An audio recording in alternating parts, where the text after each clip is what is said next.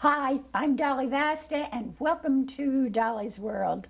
I have a very special friend with me today, Suzanne Dragan, and I'm sure all of you have heard her on WCTC with her program, The Pet House. I know I certainly listen to it often, and she refers to herself as, and I want to get this right, an animal social worker. So welcome, Suzanne. I haven't seen you actually in a long time. Yeah, I love your hair this way. It looks adorable. Very, very chic. I look like the bunny. No, I think it's more refined.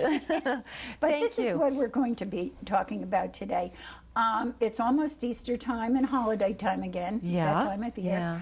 And one of the big problems are gifts that are given in live little creatures. Yeah, you got it. And here are two of them that are little Easter bunny rejects, so to speak. We have Misha, who's a little Jersey woolly girl. She's a Jersey girl. And we have Buddy, who's a little mishmash of everything. He's a little black bunny with a kind of ticked type fur, which is now being shed all over your nice pretty pants. All right, I'm used to it. I always wear furry clothes. You always wear furry clothes. And he's probably got some miniature in him as well, because his ears are kind of short. But she's definitely a Jersey woolly. And I tell you, I purposely didn't shave her before because I knew she was going to have her TV debut. But usually I do try and clip her because this is a real handful to keep this. You were saying they get very snarly. Very snarly. I was sitting here trying to pick one off nonchalantly, not have you guys notice. I'm just like, ah. But yeah, can I tell you how I got these guys? I would love to hear it. And that was my next question. Oh, okay. Well, jumping right in, Misha, as I said, was an Easter bunny. I'm sure somebody's, who knows. But she was found running through the streets of Passaic, which is a pretty urban part of New Jersey, and she was up at the where was it? The Bergen County Animal Shelter, slated for euthanasia, to be put down. Not because she wasn't pretty, because obviously she's incredibly adorable, but she was a screamer. Every time anyone even looked at her, she would scream bloody murder. And if you've ever heard a rabbit scream, it'll curdle your blood. It's very, very upsetting. Why? I mean, why did they do it? Is there a reason? Well, she was scared. And who knows if she could speak. Reason. Yeah, I mean, if you were running around Passaic dodging cars. Yes, if you were trying to get out of Passaic, all of us would scream. Well, she really, so they were saying, come, we're going to put this bunny down. So I took her and I took a little other guy who was going to be put down. He has long since passed on, unfortunately, little Hopalong. He had a broken leg, and I brought him home, and he was adorable too, but he was not real well, so he only lasted about a year. But that's how I got Misha. And Buddy is from central New Jersey. He hails from... Get Buddy up for the camera here. Yeah, just be careful, because he is a little nibbler. Oh, that's all right. Buddy hails from the Perth Amboy Animal Shelter. And he was brought in, and he, well, certain cultures like to eat rabbits. And people were looking at him for dinner. So I am friends with the folks there. They do a wonderful job. And I said, I'll take him. And if you'll notice, he's got a little bit of a head tilt, because I have special needs bunnies. And Buddy has had very bad Pseudomonas, a deep-seated bacterial infection that went to his brain. So he sort of always lisps a little bit. And it's under control. We give him prednisone, which is a steroid. That's why he's a very muscular little bunny. And he gets it every couple of days. But if I don't give it to him, he really starts, so, yeah. It's amazing that the medicines that we take and actually were first exactly. A lot of things are parallel. But a lot of people this time of year think, and I'm sure your viewers are saying, oh my God, look at these bunnies. And all I can say is, folks, please, if you are at all considering any kind of animal, be it a rabbit, dog, cat, whatever, it's a lifetime commitment for your lifetime and their lifetime. Don't just go running out to buy a little bunny because it's Easter time, because those bunnies inevitably come June, July, August are the ones that we have in our animal shelters. And did you know that bunnies are the third most surrendered pet to animal shelters after dogs? You have dogs, cats, and bunnies. You know why? I think because the novelty wears off. Novelty wears off. A child will get it, and then it's the same way with a chick. Yeah, it's the same thing. They will get a chicken. They're so precious and they're so, they're just so adorable. Yeah. But then that chick actually grows up to be a chicken. And a chicken. in most zoning laws do not allow for having Right. poultry in your home or Right, on your right. property. It's not acceptable. And knock wood or whatever, things have slowly changed. People are more aware, but they don't know how much is involved with bunny rabbits. These guys are all, they're spayed and neutered. They practice safe sex, and they still mate. They still got it in them. And girl bunnies contract, about 80% of girl bunnies contract ovarian or uterine cancer after the age of 2. So not having them spayed is really dangerous. And little boys tend to be more easily litter trained once they are neutered. And bunnies do like to spray to, they're very similar to cats. And I think that if you're a cat person, you're probably a closet bunny person as well, and you just don't know it. Because they're very similar to cats, and my bunnies play in the house. They're house bunnies, which is where they need to be, and they chase the cats. The cats are scared of them. So go figure. Do they ever make friends with the cats, though? It's a Eh, compatibility. Yeah, maybe. yeah. These guys are very curious, and they want to, the cats are like, "Ugh," but they tend to just like ignore each other a lot of times, and they'll hang out. But a lot of people get rabbits and they shove them out in hutches in the yard, and what a bad thing for the rabbits and for the people. These guys are incredibly, incredibly personable. I mean, look, this is someone, this is a bunny that used to scream whenever you looked at her, and now she's relaxed. They are so smart and Loves so much television. fun. She loves TV. She'd like to make a little money. Yeah, yeah, But well, honey, not on this show. not on this show. No, this is for love, not money. But they really, they're much more fragile than people let on. They can see something and it'll frighten them, it'll give them a heart attack. Often people get rabbits and they don't know how to feed them. They think, oh, carrots, that's all they eat. No, well, Lettuce, just carrots, lettuce, yes. carrots. They need Timothy hay, of which I've heard of Timothy yeah, Hay. this is real important. Rabbits are not rodents. A lot of people think they're rodents. They're I know, also I know. rudiments or they're like, it's more similar to horses than they are Really? everybody Yeah, else. okay. And they've got amazing, amazing teeth. And you also need to be checking their front teeth because they can grow down. But I've heard about that. Yeah, I was reading something. but also their back teeth, and a vet needs to see that because they can have teeth that grow into their jaw. And that's very, and that's why it's so important Are that they. we speaking here orthodontistry? Oh yeah, yeah. I have to have them filed down from time to time because they start pointing and irritating them, and they start slobbering. So when you have a bunny that's slobbering, often it's a malocclusion. I can't speak this morning. Anyway, it's messed up teeth. Yes, it really is. Yeah. It's an overlap. Yeah. But the chewing of the Timothy hay, not alfalfa, but Timothy, will help them keep their teeth ground down, and they need to eat constantly, just like us. and they poop a lot. They eat and poop constantly. So if you're, you can usually get them pretty litter trained, but you always have little pellets around the house, which is, they're dry and it's organic and it's vegetable matter, so it's not a real big deal. Great for the garden. Great for the garden.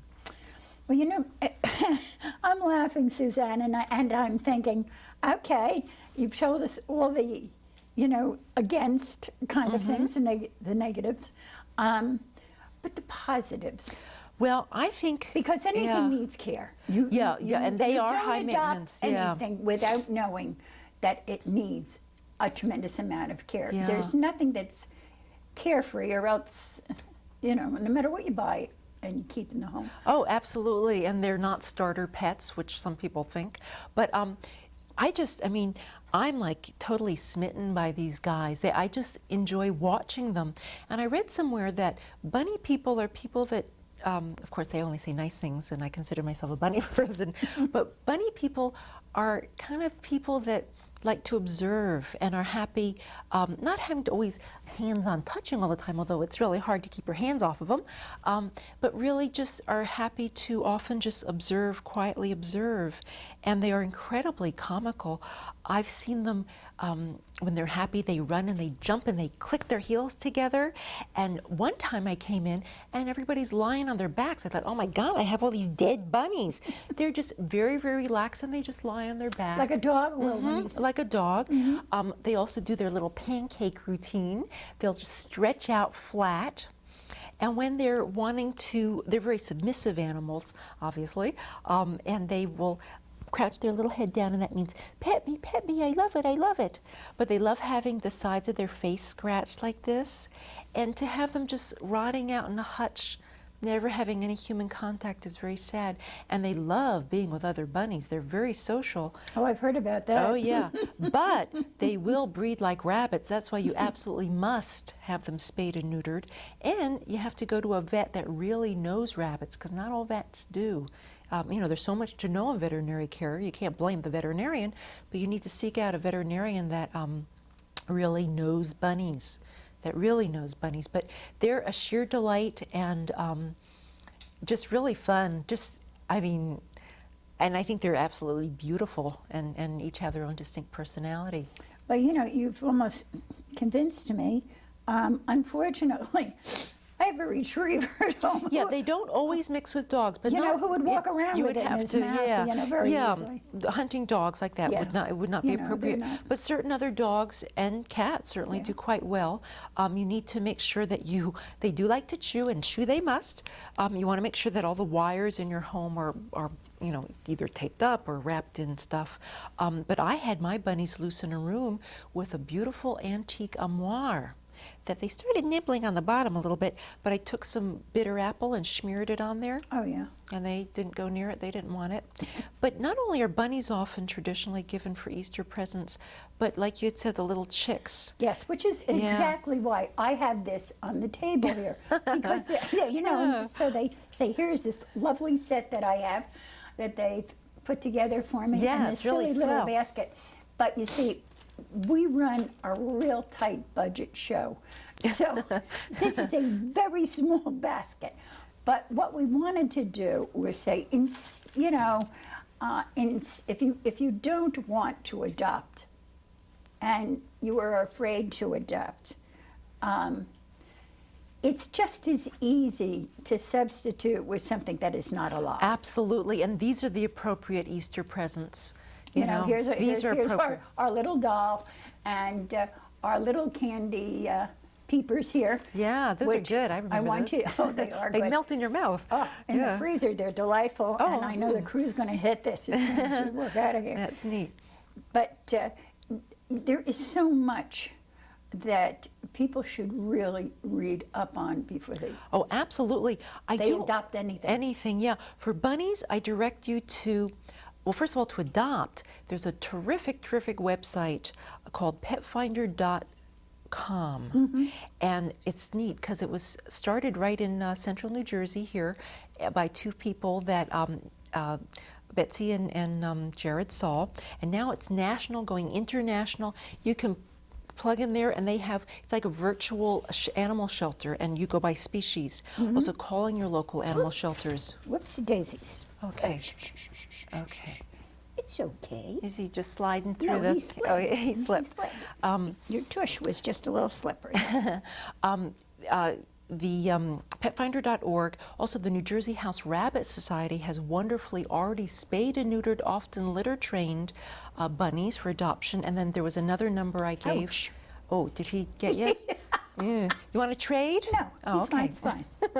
I made the mistake of putting my arm into his he's mouth. a nibbler. He's a Doesn't nibbler. work.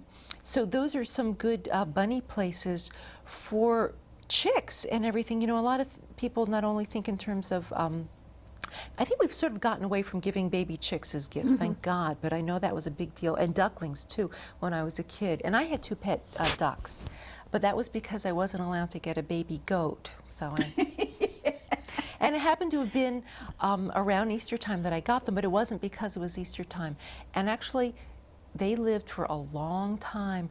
I got them April 7th, so their birthdays were April 7th, so it's like, but the female lived till she was 16 and the male till he was 13 and a half. And they were really wonderful little ducklings, and they were sweet. And really, we weren't supposed to have them either. I grew up in Piscataway, and but I had my 2 pet ducks, and they were just a delight. And they would mate every time they went swimming. So a great way to teach your children about sex.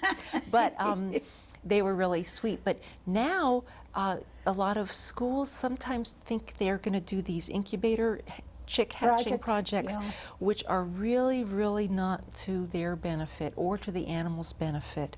It's not really teaching the kids about appropriate parenting and how things really happen. The incubators inevitably don't function well. The chicks are often born malformed, and it's very upsetting to the children in addition to being cruel to the chicks. And then if they do hatch out okay, they're not being nurtured by their mother. A mother hen talks to her babies in their eggs. She turns the egg something like 30 times an hour. She also knows how to she keeps them warm at the right temperature for them, and they're born in a natural setting, and then they are taught the ways of the chicken when they mature. But when you have a chick hatched in an incubator, it's just this cold, cold thing. And then once they are born, what do you do with them?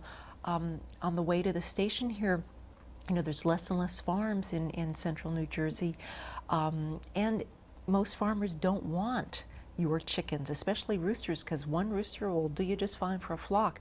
But chickens that are often reintroduced or introduced for the first time to new flocks are rejected and are picked on. They're the cootie kids. So it's just really not kind.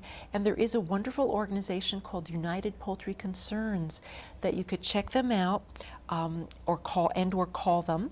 And I think it's upc.org on the internet, and they have a booklet about alternatives to school hatching projects that teachers could check out. That would be really good for the kids and good for the chickens as well. Before our time is up, because I'm absolutely fascinated listening to these stories, but I know that you've had your radio show for a while. Yeah, going on 7 years in July, which is great. It's great. God, thank you, God. Yes. And I know how well it has done, but you must have, because I listen whenever I get a chance to, and some of the phone calls that I hear, I'm hysterical when I'm in the car. They're fun. I don't run the car off the road. Well, please don't do that. But tell me about some of them that really stand out in your memory. Yeah, we've got some real interesting ones, but you know what? There is no such thing as a dumb question, and I encourage people to not feel inhibited with me. And if I don't know the answer, I'll find out for you. But I think that we need to ask questions, and we need to read a lot to know about animals. And I think that the people in central New Jersey are very compassionate and want to help animals. It's really a gift. It's really a lot of fun, and I've met wonderful, wonderful people, yourself amongst my listeners, who really are out there trying to do their best. And so there are no such things as dumb animals. No, well, that's true too. But there's no such thing as a stupid question. And sometimes they're really fun, and you might get a little chuckle. But that's not to laugh at the person in any shape or form. If you have a genuine concern, you got to ask it. How else are you supposed to know? And now, due to the miracle of television, I have the gray bunny. Right. You have Misha. Yes. Misha. Our other little fella decided he didn't want to stay in his chair. He was getting a little rambunctious, so yes, he's better off in his carrier right now. Yes, so the two of us have a little piece of lettuce for a little feel snack. Free to munch. Yeah, and it's healthy. It's fine, and we'll finish up at doing it this way. One of the things that I noticed, and I have discussed this with other people, if you watch, and I'm sure you do, the Westminster dog shows. People are real serious about their dogs. They're really serious about that. Yeah. And then, funny thing is, they're not young kids. These, when you talk about, older women, these are older women who are showing. Who are they? What's that? What's that? Yes, showing off these animals. But I also caught the other night the English version of the Westminster dog show, and it is so different, and their standards are very different. Yeah, they're very from serious about their animals. Yes, and their animals actually come first. Yeah, I think that, I mean, my opinion, for what it's worth, is that they have a longer tradition than we do. You know, they're more civilized. They've been around longer than we have.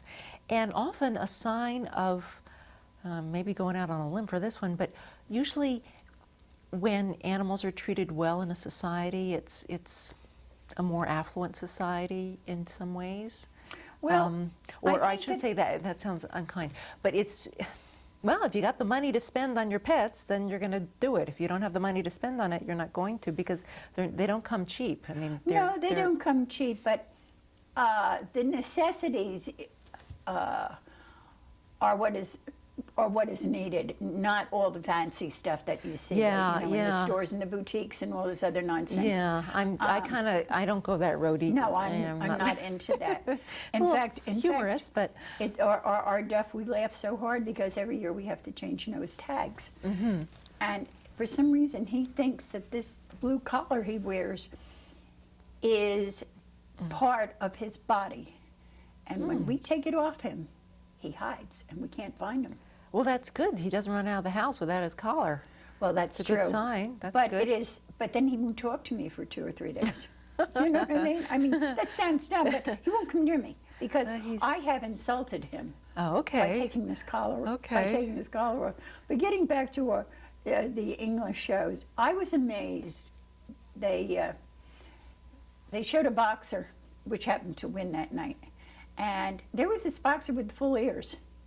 Oh, good. And they don't do it over there. Yeah, well. They think it's cruel and it's unnecessary.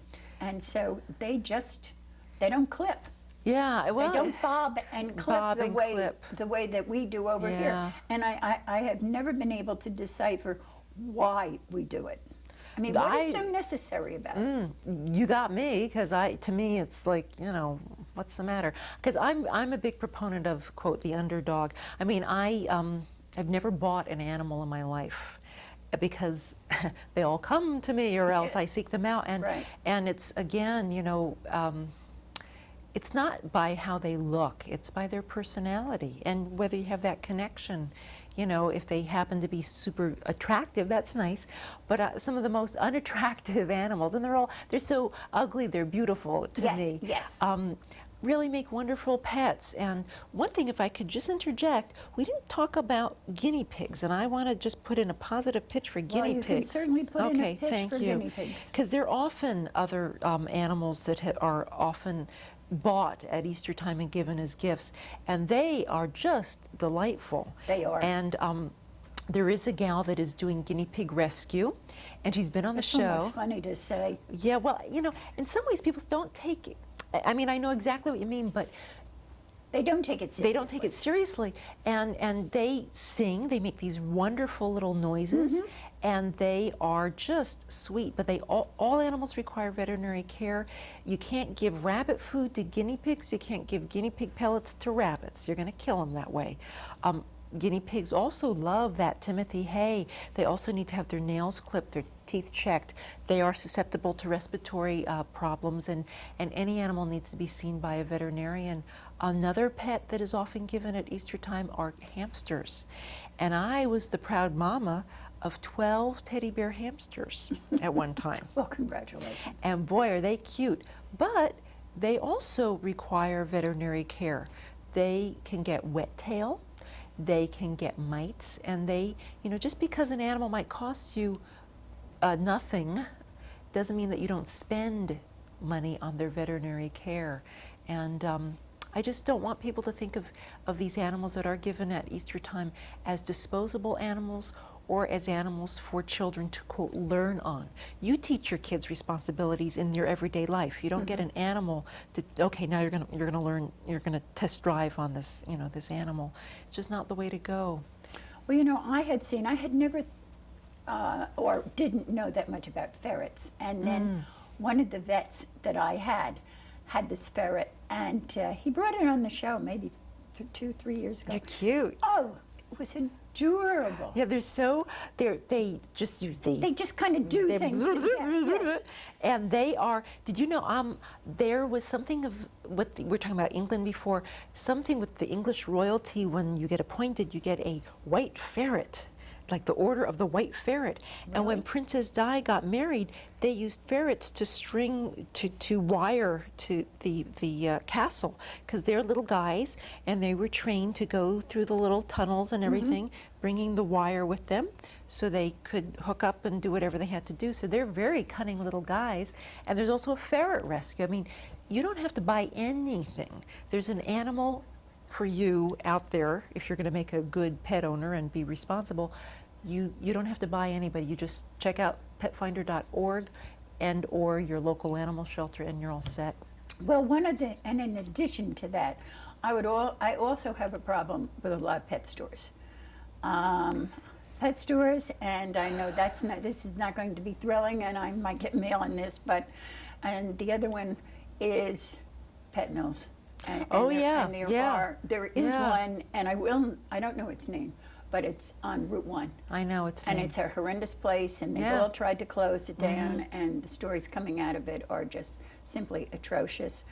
And I've just been giving the signal that I have very little time left here, and Suzanne, you know, we could talk animals. Thank you so by the hour, much, but Dolly. Thank you so much for coming, because people really enjoy these shows about these things. They do. Yeah, well, how can you not love someone with a face like that? Of course. And with spring coming, you think about it. Yeah. So again, thank you. Thank you. To all of you out there, I've had a wonderful time. I hope you have. See you next month. In the meantime, take care.